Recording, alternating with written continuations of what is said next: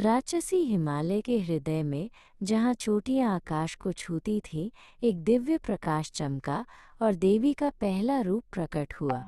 वो है शैलपुत्री, पर्वत की बेटी। अपने बैल नंदी पर सवार होकर वो एक त्रिशूल और एक कमल धारण करती हैं, जो स्वयं प्रकृति की शक्ति और सुंदरता का प्रतीक है। उनका मंत्र है ओम देवी शैलपुत्रे नमः। दूसरा रूप समर्पित ब्रह्मचारिणी का है। हजारों वर्षों तक वो पृथ्वी पर चली, उनका हृदय शुद्ध भक्ति से भरा हुआ था। वह हमें समर्पण और आंतरिक शक्ति के बारे में सिखाती हैं। अपने हाथों में वो प्रार्थना के लिए एक माला और एक पानी का बर्तन रखती हैं। उनका मंत्र है ओम देवी ब्रह्मचारिणे नमः।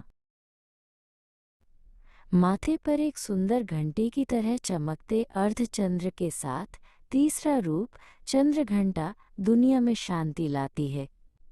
वो एक शक्तिशाली बाघिन की सवारी करती है और उनकी 10 भुजाएं हैं, जिनमें से प्रत्येक में अच्छे लोगों की रक्षा करने और बुराई से लड़ने के लिए एक हथियार है। उनका मंत्र है ओम देवी चंद्रघंटायै नमः। एकदम शुरुआत में सितारों और ग्रहों से पहले केवल अंधकार था। एक कोमल और प्रेममयी मुस्कान के साथ देवी कूष्मांडा ने पूरे ब्रह्मांड का निर्माण किया।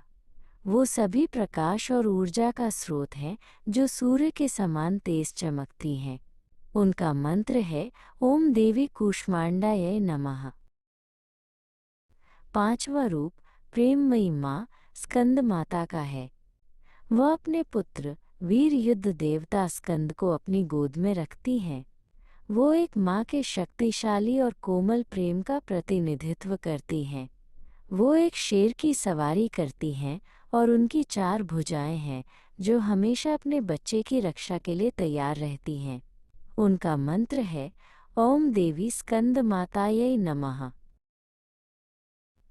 एक महान राक्षस को हराने के लिए योद्धा देवी कात्यायनी का जन्म देवताओं की संयुक्त ऊर्जा से हुआ था। वो भयंकर और बहादुर हैं, एक शेर की सवारी करती हैं और जो सही है उसके लिए लड़ने के लिए एक तलवार रखती हैं। उनकी सबसे पहले पूजा बुद्धिमान ऋषि कात्यायन ने की थी। उनका मंत्र है ओम देवी कात्यायने नमः। सातवां रूप काल रात्रि सबसे भयावह है। रात के आकाश के समान काली त्वचा और जंगली बालों के साथ वो सभी अंधकार और भय को नष्ट कर देती है।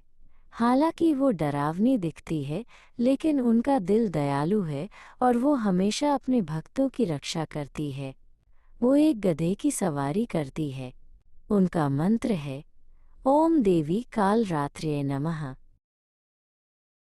लंबी और कठिन प्रार्थनाओं के बाद देवी की त्वचा काली पड़ गई। अपनी तपस्या को पूर्ण करने के लिए उन्होंने गंगा नदी के पवित्र जल में स्नान किया और वो एक मोती की तरह उज्जवल और सफ़ेद हो गई। ये महागौरी हैं, जो पवित्रता और शांति का प्रतिनिधित्व करती हैं। वो एक सफ़ेद बैल की सवारी करती हैं। उनका मंत्र है ओम देवी महागौर्यै नमः। अंतिम और 9वां रूप सिद्धिदात्री है, जो सभी विशेष शक्तियों और ज्ञान की दाता है।